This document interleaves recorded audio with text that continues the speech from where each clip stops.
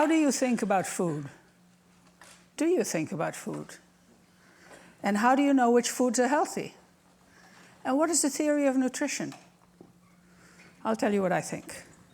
I think we need a good basic theory of nutrition to help us make decisions when we're faced by choices. Now let me explain to you how I got here. When I was 6 after World War II, my father had a heart attack, and my mother decided it was time to get us healthy, so she looked for a vegetarian spa. This was a fairly common idea in Europe, where I was born. But by the time we got around to going to the spa, we had immigrated to Argentina, the land of beef. Well, my mother actually managed to find a vegetarian spa in Argentina, run by Seventh-day Adventists. So we went there, and we had prune juice for breakfast, vegetable broth for lunch and dinner. We did calisthenics under the trees, and nude sunbathing for the vitamin D. I was 11, I did it for 11 days. My parents did it for 21. My mother believed this fast kept her healthy for 30 years. Me, I got interested in food and how does it affect your health.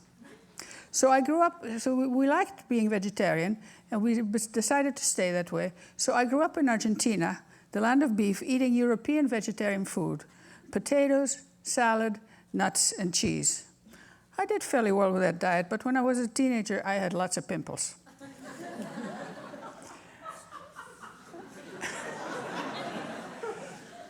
I came to the States in 1961. And you know how it goes. I met this guy, and he was following a vegetarian diet. He was following a Japanese vegetarian diet called macrobiotics, with brown rice and other whole grains. Very satisfying. I liked it. And he introduced me to another very important idea: no sugar, no dairy. Okay. So when I followed that no sugar, no dairy idea, guess what? All my pimples disappeared. So of course I had to marry the macrobiotic guy.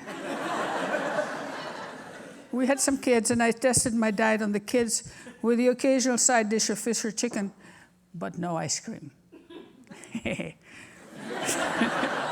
Don't worry, they have forgiven me. The experiment worked out. They turned out into nice, healthy adults, and they can walk and talk and everything.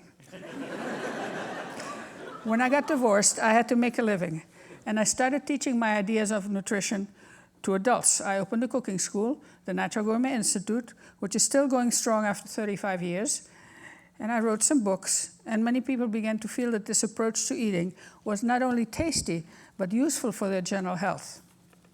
Other people began to look at the effects of food on health. For example, Nathan Pritikin and Dean Ornish were very successful in helping people reverse heart disease with a plant-based diet and exercise.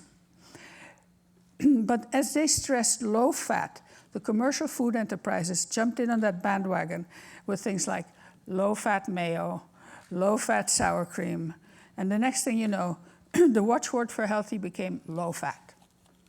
I hated low-fat. I still do. Makes no sense to me nutritionally or otherwise. Fat is one of the 3 macronutrients that give us energy, protein and carbs being the other 2. Fat has important metabolic functions we cannot live without. It helps build hormones and cell walls. It helps us process fat-soluble vitamins like vitamin D, and it makes food taste satisfying. Over time, science began to back up other things I had noted. For example, a Harvard study published in the Journal of the American Academy of Dermatology found that teenagers who drink 3 or more cups of milk a day are 22% more likely to experience severe acne than those who drink a cup a day or less. Now, all of these studies are great, but every study begins with a theory, whether expressed or implied. Which brings us back to the original question. What's the theory of nutrition, and how do you know which foods are healthy? Low fat, isn't it? Neither are sugar nor dairy. If you use a standard nutritional model as your framework, you're stuck in chemistry, which looks at components, vitamins, minerals, phytonutrients, and so on. But chemistry is limiting. You can't see vitamins or minerals, but you can taste food. So it's hard to work with vitamins and minerals when your hands are in the food. I figured there must be a scientifically sound way to use our senses also to make good nutritional choices.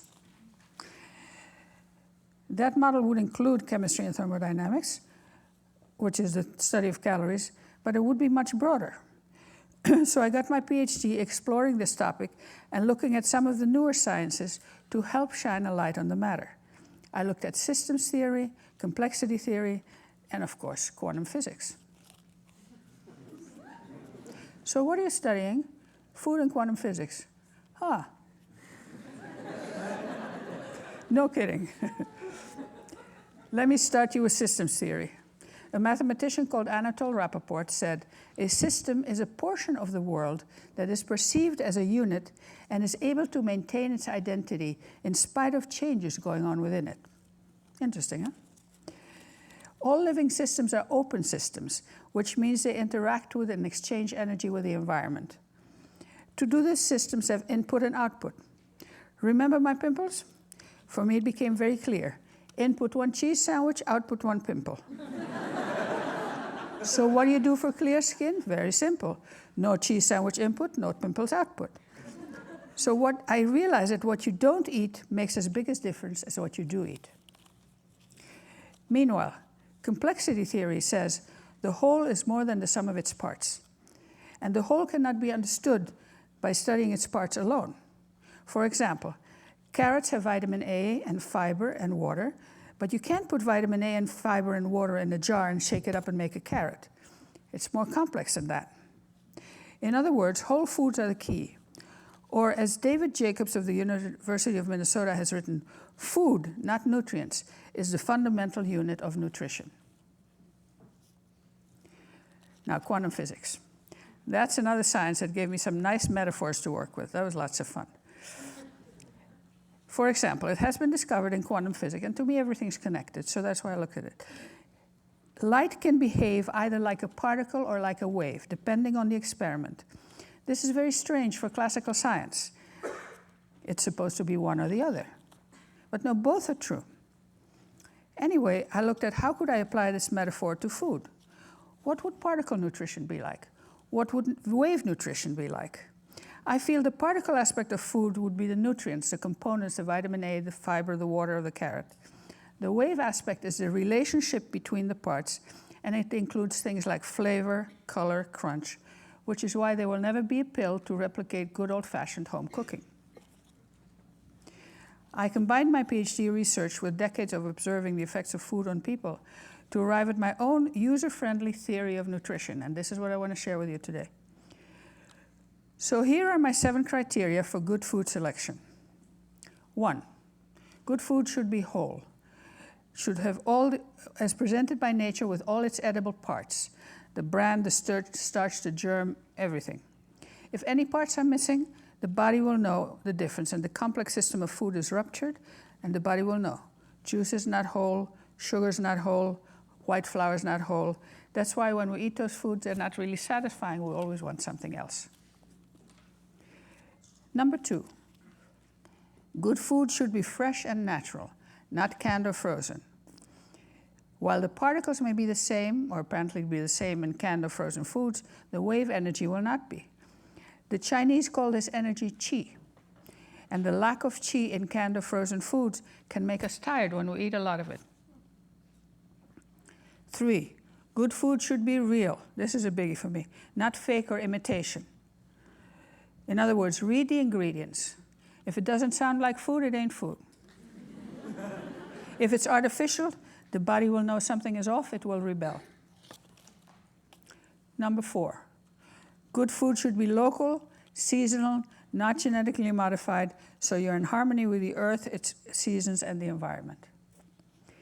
Number 5, good food should be in harmony with tradition. It should be more or less similar to what your ancestors ate, so that evolution has made your genes receptive to it, and it will be nourishing to you.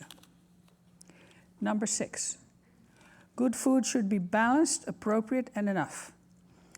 Balanced. You need some protein, some carbs, some fat, some of each. Your diet should be appropriate to how old you are in your lifestyle. Athletic kids need different food from old people like me. And it's just as important to not eat too much as it is to not eat too little. And finally, number 7, the one without which all the others are good for nothing, good food should be delicious. As a bonus, Let me give you 2 more tips.